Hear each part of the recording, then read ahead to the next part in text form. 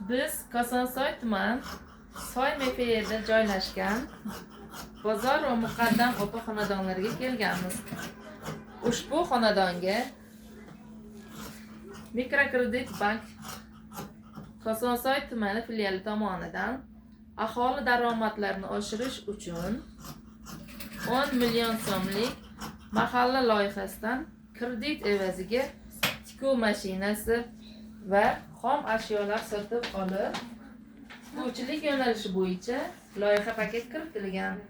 Ushbu xonadon tikuvchilik faoliyati bilan shug'ullanadi hamda aholini daromadli mehnat bilan band qilingan.